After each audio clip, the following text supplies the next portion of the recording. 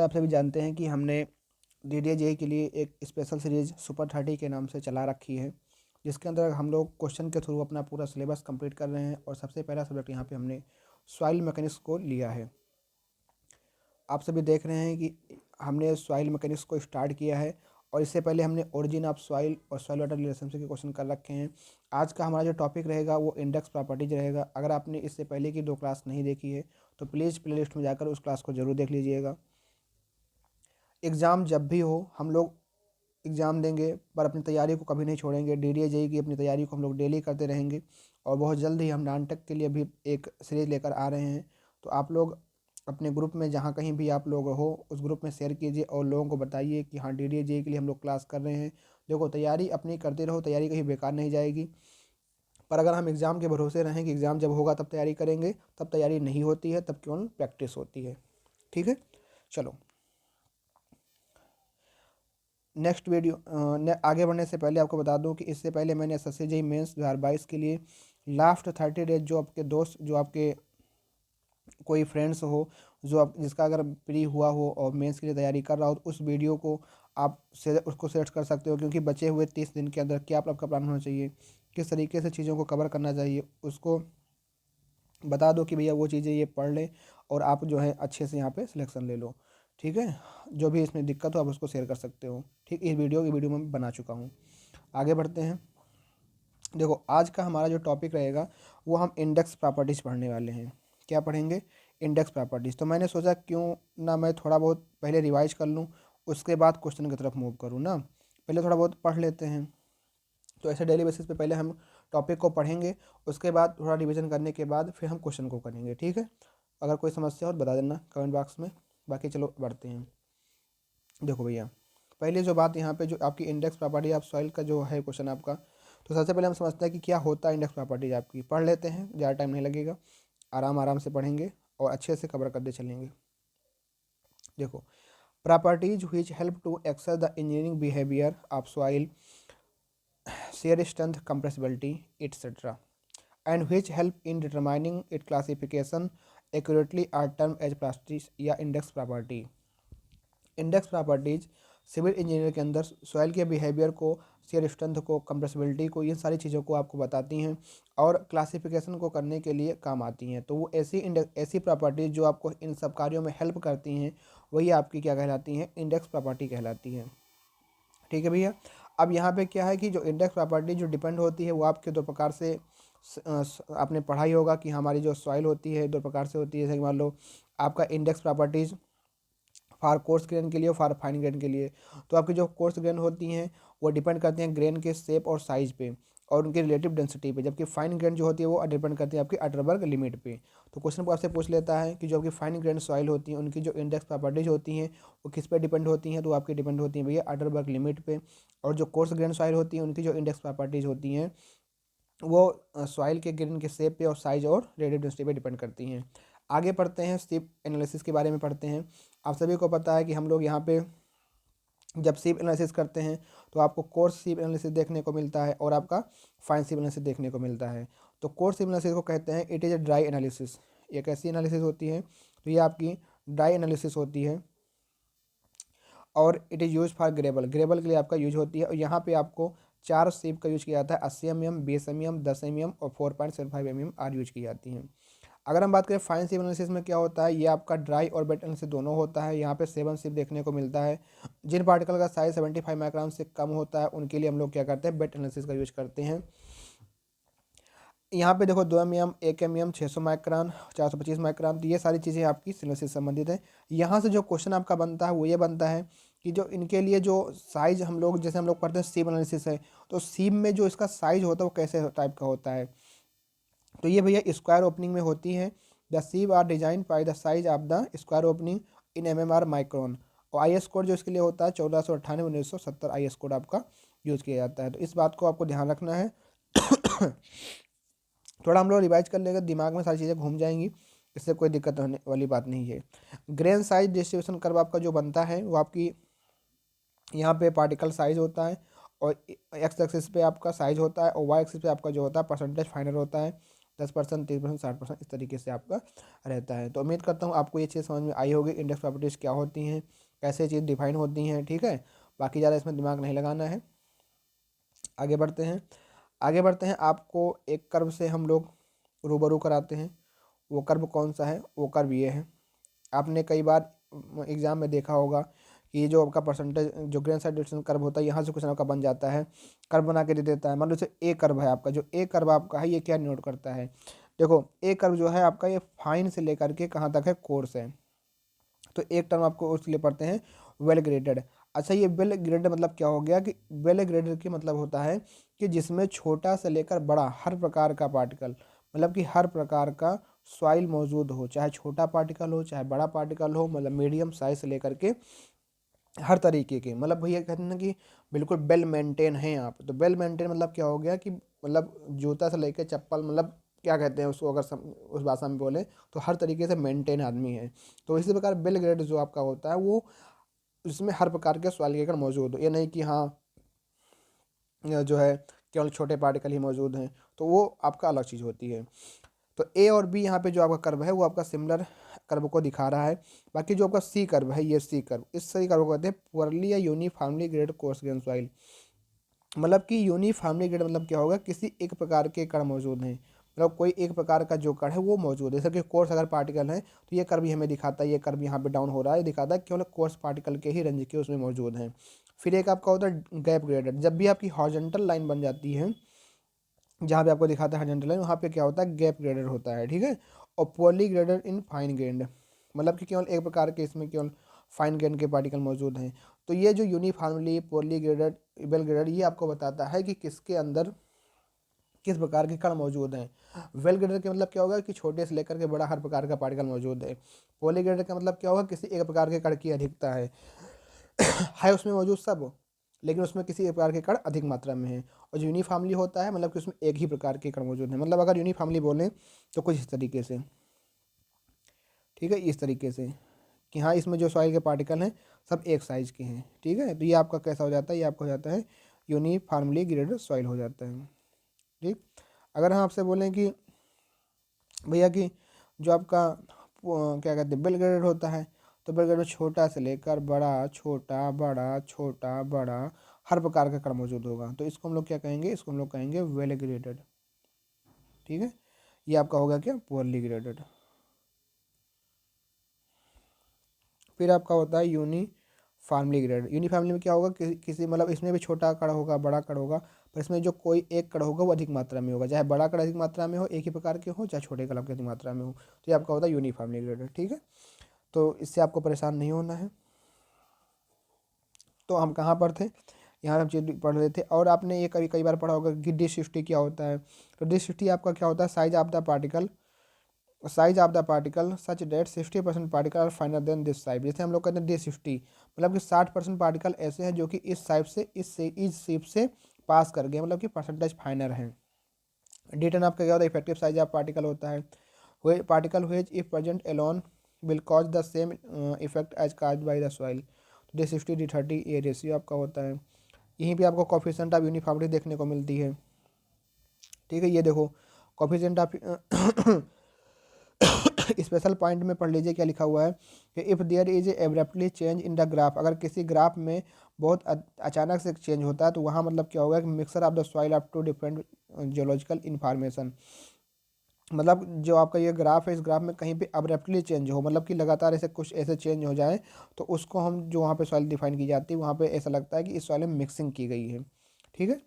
In gap grading one or more intermediate fraction of particle absent, मतलब कि gap grading में क्या होता है? एक या एक से अधिक कण क्या होते हैं? आपके अपसेंट होते हैं। क्वेश्चन जो भैया आपका यहाँ से बनता है ये आपके लिए इंपॉर्टेंट हो जाता है कोफिशिएंट ऑफ यूनिफॉर्मिटी से, कि सी यू जो आपका होता है वो डी60/डी10 होता है। और कोफिशिएंट ऑफ कर्वेचर आपका जो होता है डी30 का स्क्वायर अपॉन डी60 मल्टीप्लाई डी10 होता है। कोफिशिएंट ऑफ यूनिफॉर्मिटी जो आपका होता है जो कि हमारे पार्टिकल साइज रेंज के बारे में बताता है। और कोफिशिएंट ऑफ कर्वेचर हमारा जो होता है पार्टिकल के शेप के बारे में जानकारी देता है। अगर हम बात करें कि वेल ग्रेडेड जो आपके गिरेबल होते हैं उनके लिए सीओ का मान 4 से अधिक होता है और सैनिक के लिए सीओ का मान 6 से अधिक होता है, ठीक है। अगर आपको ये याद ना होता हो कि सैनिक के लिए 4 होता है कि उसके लिए, तो आप याद रखना सैंड यस से क्या होता है 6 होता है और सैंड का ही 6 से अधिक होता है। अब ऑटोमेटिक आपको 4 याद हो जाएगा, ठीक। तो सैंड में क्या होता है, कोफिशिएंट ऑफ ह्यूमिडिटी 6 से अधिक होता है, या से 6 और या से 6, तो 6 मतलब 6 से अधिक सैंड के लिए, मतलब सैंड बोलोगे, सैंड सैंड यस आ रहा है तो 6 होगा, 6 हो रहा है तो मतलब कि इससे अधिक होगा। ठीक, इस तरीके से याद कर सकते हो आप, अगर ना याद होता हो वैल्यू, बाकी याद है तो अच्छी बात है। फॉल वेल ग्रेडेड सॉइल के लिए जो सीसी का मान होता है 1 से 3 के बीच में होता है। ए यूनिफॉर्म सॉइल, ये जो आपका पॉइंट लिखा है इस पॉइंट को पढ़ो, कह रहा है uniform soil has less strength. जो आपकी यूनिफॉर्म सॉइल होती है उसके अंदर लेस स्ट्रेंथ होती है, ठीक है, and stability than non uniform soil. ऐसा क्यों भैया? यूनिफॉर्म सॉइल जो आपकी है, क्या uniform soil has less strength and stability than non uniform soil. देखो यूनिफॉर्म सॉइल मतलब क्या हो गया कि मैंने आपको भी बताया था, यूनिफॉर्म आपकी जो सॉइल होती है उसमें किसी एक प्रकार के कण अधिक मात्रा में होते हैं, मतलब कोई एक प्रकार यूनिफॉर्म तरीके से ऐसे होते हैं, ठीक है, ऐसे यूनिफॉर्म होते हैं। पर जो आपका क्या कहते हैं कि पर जो आपका ये होता है नॉन यूनिफॉर्म सॉइल, उसमें क्या होता है कि हर प्रकार के कण विद्यमान होते हैं। तो जहाँ पे हर प्रकार के कण विद्यमान होते हैं उनमें पार्टिकल टू पार्टिकल बॉन्डिंग अच्छी हो जाती है। पर अगर एक ही प्रकार का सेम पार्टिकल होगा तो उनकी स्ट्रेंथ बहुत ही कम रहती है। तो इसीलिए कहा जाता है कि यूनिफॉर्म सॉइल की हैज की लेस स्ट्रेंथ होती है और जो नॉन यूनिफॉर्म सॉइल उनकी स्ट्रेंथ ज़्यादा होती है। फिर हम बात करते हैं सेडिमेंटेशन एनालिसिस की, जो कि बेस होता है आपके स्टोक्स लॉ के ऊपर, जहाँ पे स्टोक्स लॉ आपका जो कहता है कि वीटी बराबर unit weight of solid unit weight of water D square upon 18 mu, जहाँ पे डाया पार्टिकल जो आपका होता है अगर ग्रेटर देन 0.2 में हो गया तो लेमिनार, और लेस देन आपका हो गया तो ब्राउनी मोशन हो जाता है। इसीलिए कहा जाता है जो आपका स्टोक्स लॉ होता है ये आपका पार्टिकल 0.2 mm से लेकर के 0.2 mm से ले करके 0.002 mm तक क्या करता है, ये आपका लाई करता है, 0.02 mm तक लाई करता है, या आप इसको कह दो 200 माइक्रोन से लेकर के 0.2 माइक्रोन तक। ठीक है, अपर लिमिट लोअर लिमिट, इस बात को ध्यान रखना। तो ये हो गया आपका थोड़ा बहुत। फिर आगे बढ़ते हैं, आगे आपका कौन सा है टॉपिक, आगे है हमारा कि उसी क्वेश्चन से निकल के आपका आता है कि हाइट जो आपका होता है स्टोक एनालिसिस से वो डायरेक्टली प्रोपोर्शनल टू आपके होता है डी स्क्वायर के बाय आर्टिकल साइज के बराबर होता है। स्पेशल पॉइंट में है कि pipette method and hydrometer method both follow the same principle but different in taking simple observation. ये जो लाइन लिखी है सेम इसी लाइन पर एक क्वेश्चन आपका गुप्ता की बुक में है कि पिपेट मेथड और हाइड्रोमीटर मेथड जो है सेम प्रिंसिपल पे काम करते हैं, पर एक दूसरे से अलग क्यों होते हैं? अलग इसलिए होते हैं क्योंकि इनमें जो सैंपल का ऑब्जर्वेशन होता है, जो सैंपल लिया जाता है पिपेट मेथड में वो अलग होता है। ठीक है, hydrometer is device use to measure the specific gravity of liquid. इसके अंदर जो आपका डिस्पर्सिंग एजेंट होता है वो आपका 7 gram sodium carbonate, 33 gram sodium hexametaphosphate metaphosphate 1 litre आपका डिस्टिल वाटर यूज होता है। 12 से 30 ग्राम की सॉइल होती है, 1 लीटर आपका वाटर होता है, सॉइल सॉल्यूशन को आपको यूज किया जाता है। तो ये आपका डिस्पर्सिंग एजेंट होता है। ठीक, इस बात को ध्यान रखना।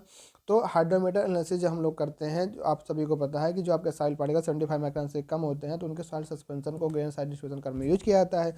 तो इसमें आपके कुछ करेक्शन यूज होते हैं, जैसे कि आपको मेनिस्कस करेक्शन पढ़ा होगा, फिर आपने डिफ्लो क्या डिस्पर्सिंग करेक्शन पढ़ा होगा, फिर टेम्परेचर करेक्शन पढ़ा होगा। इनसे क्वेश्चन आपके एग्जाम में बनते हैं। तो ये जो करेक्शन यहाँ पे आपको दिया रखा है तो इनसे क्वेश्चन क्या बनता है भैया कि पूछ लेता है कि मेनिस्कस करेक्शन कैसा होता है। तो मेनिस्कस करेक्शन आपका ऑलवेज पॉजिटिव होता है। डिफ्लोकेटिंग या डिस्पर्सन एजेंट करेक्शन आपका जो होता है वो निगेटिव होता है। टेम्परेचर करेक्शन आपका क्या होता है, अगर temperature more than 27 degree centigrade है तो पॉजिटिव, अदरवाइज निगेटिव, मतलब कि पॉजिटिव भी होता है निगेटिव भी होता है। तो यहाँ पे आपका कंबाइंड क्वेश्चन ये होता है। लेकिन क्वेश्चन यहाँ से वो जो पूछता है इसी तरीके से आपका क्वेश्चन पूछता है कि जो आपका मेनिस्कस करेक्शन होगा वो कैसा होता है, पॉजिटिव होता है निगेटिव होता है, निगेटिव पॉजिटिव, इस तरीके से यहाँ पे पूछी जाती है। आगे बढ़ते हैं, कंसिस्टेंसी लिमिट या अटरबर्ग लिमिट अगर हम कहें तो ये आपकी लिमिट क्या होती है, एक प्रकार वाटर कंटेंट ही होता है, जो कि आपको ये सॉइल को 4 स्टेज में बांटता है, solid state, semi solid state और आपका प्लास्टिक स्टेट, आपका लिक्विड स्टेट। लिक्विड स्टेट में मिलने वाले लिमिट को हम लोग लिक्विड लिमिट कहते हैं, और प्लास्टिक स्टेट और लिक्विड लिमिट के बीच में जो आपको वाटर कंटेंट मौजूद है उसको हम प्लास्टिक लिमिट कहते हैं, और सेमी सॉलिड और सॉलिड स्टेट के बीच में जो वाटर कंटेंट मौजूद होता है उसको हम लोग सिंकेज लिमिट कहते हैं। सिंकेज लिमिट के बाद कहा जाता है कि अगर फर्दर उसके वैल्यू में चेंज किया जाए तो उसका जो वाटर कंटेंट में अगर चेंज किया जाए उसके वैल्यू में कोई परिवर्तन नहीं होता। तो सिंकेज लिमिट, ये लिमिट कभी कभी क्वेश्चन पूछता है कि लिमिट क्या होती है, लिमिट ही आपकी होती है। इस बार एसएससी जेईई के पीवाईक्यू में जो क्वेश्चन आया था, इस बार मतलब सॉरी 2022 में जो क्वेश्चन आपके आया था, वो क्वेश्चन क्या पूछा है कि क्वांटिटी ऑफ वाटर, मतलब लिमिट क्या होती है, क्वांटिटी ऑफ वाटर ही होती है। जैसे जैसे सॉरी जैसे आपने कहा लिक्विड लिमिट, तो लिक्विड लिमिट क्या है? लिक्विड लिमिट एक वाटर कंटेंट की लिमिट ही है ना, जिसके द्वारा हम लोग पता करते हैं कि हमारी सॉइल लिक्विड स्टेट में है या प्लास्टिक में है या लिक्विड में है। सिंक लिमिट भी वाटर कंटेंट की लिमिट होती है। तो अटरबर्ग लिमिट के द्वारा हम लोग सॉइल को पता कर पाते हैं, क्लासीफाई कर पाते हैं कि हमारे सॉइल के अंदर कैसी बिहेवियर, उसकी स्ट्रेंथ कैसी है, उसकी दृढ़ता कैसी है, कंसिस्टेंसी कैसी है। तो इन इन सब के बारे में जो हम लोग पढ़ते हैं वो हमारा अटरबर्ग लिमिट क्लासीफाई करता है। आगे बढ़ते हैं, आगे बढ़ते हैं और इनमें एक रिलेशन होता है कि वॉल्यूम ऑफ लिक्विड लिमिट, और ये आपका वॉल्यूम होता है। जो आपका प्लास्टिक लिमिट पे होता है आपका वॉल्यूम होता है। प्लास्टिक लिमिट पे मिलने वाले वॉल्यूम को प्लास्टिक वाला वॉल्यूम होता है। ये आपका लिक्विड लिमिट का वॉल्यूम होता है। तो इनमें एक रिलेशन होता है V L minus V P upon W L minus W P, और V P minus V dry. ये आपका सिंक लिमिट निकालने का एक लिमिट होता है, एक फार्मूला होता है। अब बात करते हैं कि लिक्विड लिमिट के बारे में, कि लिक्विड लिमिट क्या होता है।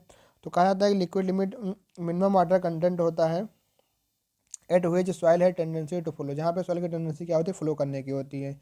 All soil eight liquid limit have similar shear strength negligible 2.7 kilonewton पर मीटर स्क्वायर, 2.7 किलोन्यूटन पर मीटर स्क्वायर। जितनी भी आल की सॉइल होती है लिक्विड लिमिट के ऊपर, उनकी शेयर स्ट्रेंथ कितनी होती है, 2.7 के आसपास होती है।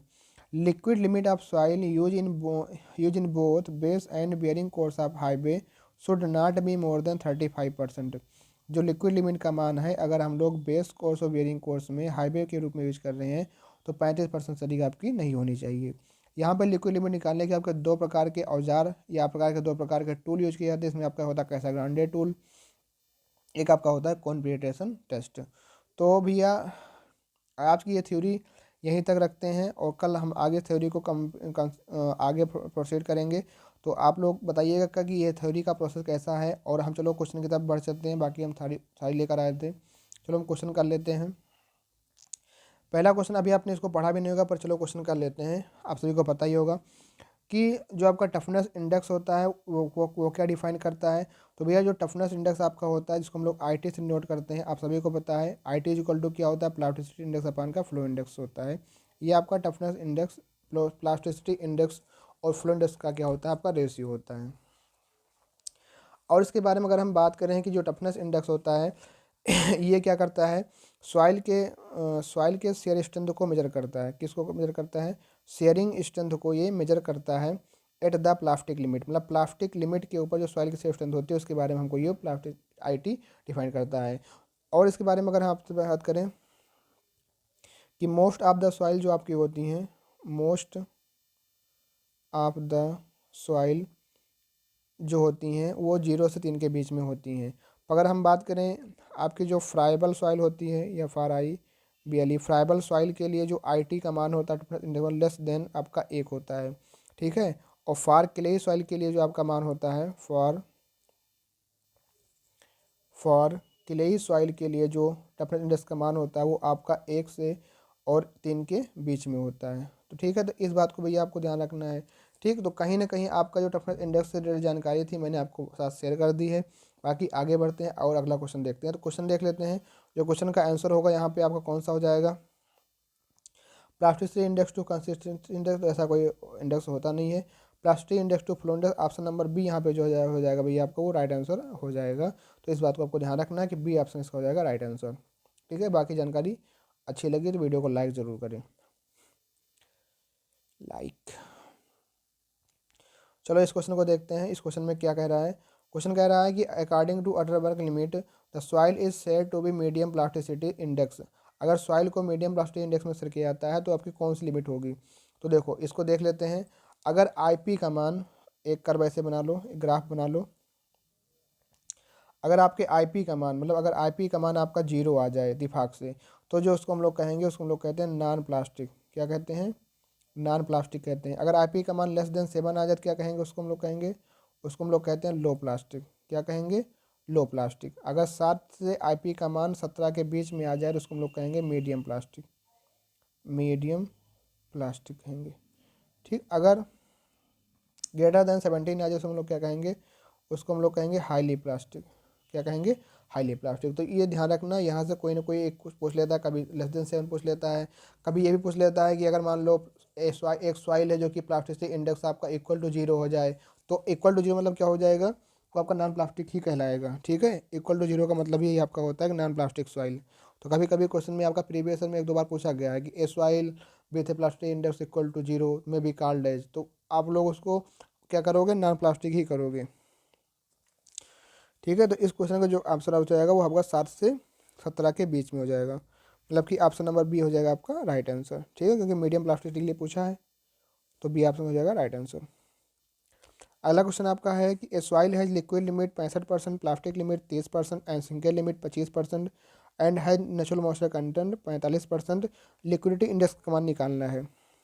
तो कुछ नहीं करना, बस आपको फार्मूला पता होना चाहिए कि जो आपका लिक्विडिटी इंडेक्स का फार्मूला होता है वो आपका क्या होता है। ठीक है, वो आपका होता है WN माइनस के WP divide by WL minus के WP, मतलब कि लिक्विडिटी इंडेक्स IL जो आपका होता है वो आपका नेचुरल वाटर कंटेंट माइनस के प्लास्टिक लिमिट अपान लिक्विड लिमिट माइनस के प्लास्टिक लिमिट। तो यहाँ पे देखो नेचुरल वाटर कंटेंट कितना आपका दे रखा है, तो नेचुरल वाटर कंटेंट आपका जो रखा है 45 दे रखा है, 45 कर दो, माइनस प्लास्टिक लिमिट कितना आपको दे रखा है 35 दे रखा है, डिवाइड बाई लिक्विड में कितना दे रखा है 65 दे रखा है, माइनस प्लास्टिक लिमिट आपको कितना दे रखा है 30 दे रखा है, कर दीजिए। 45 में से 30 15 आ जाएगा, और 65 में से 5 35 हो जाएगा, 5 3 15, 5 7 35। ये होता फॉर्मूला होता है ना। तो 0.45 के लगभग आएगा। क्या कोई ऐसा आंसर आपका आ रहा है इसके बीच में, क्या कोई आपका आंसर मैच कर रहा है इसमें, क्या कोई डेटा में गड़बड़ी तो नहीं है इसमें कहीं, कोई डेटा में गड़बड़ी तो नहीं है, नहीं भैया बिल्कुल कोई डेटा में गड़बड़ी नहीं है। इसका जो आंसर आ रहा है 0.428 बिल्कुल सही आंसर आ रहा है, 0.428 आंसर आ रहा है वो बिल्कुल सही है। इसका जो ऑप्शन होगा none of the answer correct रहेगा। भैया नॉन ऑफ तो है ही है ना, कोई दिक्कत थोड़ी है, डी ऑप्शन लगा दीजिए। ठीक है, बस आपको ये 2 फार्मूले याद हों। अच्छा, इनमें एक होता है IC वाला होता है, एक आपका होता है IL वाला, दोनों को मिलाकर एक कहते हैं। ठीक, और कंसिस्टेंसी का जो फार्मूला होता है वो आपका होता है WL माइनस के WN डिवाइड बाई के WL माइनस के WP, पर जो आपका IL वाला होता है वो आपका होता है WN माइनस के WP divide by WL minus के WP। 2 फार्मूला याद रखना। अगला क्वेश्चन आपका है the moisture content of soil below which the soil volume becomes constant is called. हमने अभी आपको पढ़ाया भी था क्लास में कि एक ऐसा लिमिट होता है जिसके बाद अगर हम लोग उसके वाटर कंटेंट में या मॉइस्चर कंटेंट में सॉइल के अंदर चेंज भी करें तो उसके किसी प्रकार के वैल्यू में परिवर्तन नहीं होता, तो उसको हम लोग कहते हैं shrinkage limit. Option number C हो जाएगा आपका राइट आंसर। अगला क्वेश्चन है the moisture content of soil below, तो सेम क्वेश्चन है, सिंकल लिमिट इसका आंसर होगा। अगला क्वेश्चन है relative density of a compacted dune sand is approximately equal to, भैया रटने वाला क्वेश्चन है, 0.95 इसका होता है। रिलेटिव डेंसिटी के बारे में हम लोग यहाँ चर्चा कर लेते हैं कि रिलेटिव डेंसिटी आपकी क्या होती है, किस तरीके से आपसे संबंधित है, इसके बारे में थोड़ा हम लोग पढ़ लेते हैं। ठीक है, तो आपका जो रिलेटिव डेंसिटी अगर हम बात करें तो ID आपने पढ़ा होगा, ID इंडेक्स यहाँ लिख लेते हैं, आपने ID पढ़ा होगा। तो ये क्या होता है आपका ई मैक्स माइनस के ई नेचुरल डिवाइड बाई आपका ई मैक्सिमम माइनस के ई मिनिमम, आपका ये आपका रहने वाला होता है, जिसको हम लोग रिलेटिव डेंसिटी भी कहते हैं, इसी को हम लोग क्या कहते हैं डेंसिटी इंडेक्स भी कहते हैं। अच्छा, ये जो आपका रिलेटिव डेंसिटी होता है, ये आपका रिलेटिव डेंसिटी का या डेंसिटी इंडेक्स कहें, ये किस प्रकार के सॉइल के लिए यूज होता है, ये आपके जो है कोहेजन लेस सॉइल के लिए आपका यूज होता है। किसके लिए भी यूज होता है, तो कोहेजन लेस सॉइल के लिए आपका ये यूज होता है। अच्छा, इसमें एक वो बनता है कि मान लो अगर आपका वो 0 से 15 के बीच में है तो क्या उसको कहोगे, जल्दी बताओ कमेंट बॉक्स में क्या कहोगे उसको। उसको हम लोग कहेंगे very loose soil, very loose soil उसको हम लोग कहेंगे। अगर 15 से 35 के बीच में क्या कहोगे भैया, लूज सॉइल उसे कहेंगे, क्या कहेंगे, लूज सॉइल उसे कहेंगे। चलो कोई बात नहीं, आगे बढ़ो। ठीक है, अगर मान लो वो 35 से 65 के बीच में क्या कहोगे, तो उसे हम लोग कहेंगे मीडियम सॉइल, क्या कहेंगे, मीडियम सॉइल हम लोग कहेंगे। 65 से 85 के बीच में होगा तो क्या कहेंगे, उसको हम लोग कहेंगे डेंस सॉइल, क्या कहेंगे, डेंस सॉइल। तो 0 से 15 वेरी लूज सॉइल, फिर 15 से 35 मीडियम लूज सॉइल, 35 से 65 मीडियम सॉइल, फिर आपका 65 से 85 आपका डेंस सॉइल, और 85 से 100 को हम लोग क्या कहेंगे भैया, उसको हम लोग कहेंगे वेरी डेंस सॉइल, क्या कहेंगे, वेरी डेंस सॉइल। तो इस प्रकार से आपका ये होता है। तो उम्मीद करता हूँ आपको ये क्वेश्चन का आंसर पता चल गया होगा, 0.95 होगा। इसके बारे में बात कर डिस्कस कर ली है। तो अब आगे बढ़ते हैं। तो ये जो क्वेश्चन आपका है होमवर्क का क्वेश्चन है, इसमें आपको लिक्विड कुछ नहीं करना, लिक्विडिटी इंडेक्स का फॉर्मूला को लगाना है और आपको कमेंट बॉक्स में बताना है कि इसका आंसर क्या होगा। बाकी कल फिर मिलते हैं इसी टाइम पे और इसी क्लास को फर्दर आगे प्रोसीड करते हैं। और कमेंट बॉक्स में बताइएगा कि इस क्लास कैसी लगी, क्या इस क्लास में कुछ और मॉडिफिकेशन की ज़रूरत है, आप लोगों को समझ में आ रहा है या नहीं आ रहा है, अगर अच्छा लग रहा है या बुरा लग रहा है, कैसा लग रहा है, आप ज़रूर कमेंट बॉक्स में बताया करें, ताकि हमको मालूम पड़े कि हाँ, हम जो मेहनत आपके लिए कर रहे हैं क्या वो सही है या नहीं सही है। ठीक है, लाइक के द्वारा भी बता सकते हैं। अगर आप लोग लाइक करेंगे तो हम खुद समझ जाएंगे कि हमारी क्लास सही है।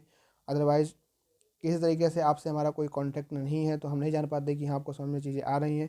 अगर आपको चीज़ें समझ में लग रही हैं, अच्छी समझ में आ रही हैं, आप कमेंट में लिख सकते हो। अगर आपको लगता है कि कुछ और इसमें मॉडिफिकेशन की ज़रूरत है, तब भी आप बता सकते हो, ऐसी कोई बात नहीं है। तो मिलते हैं फिर नेक्स्ट क्लास में, तब तक के लिए थैंक यू, जय हिंद।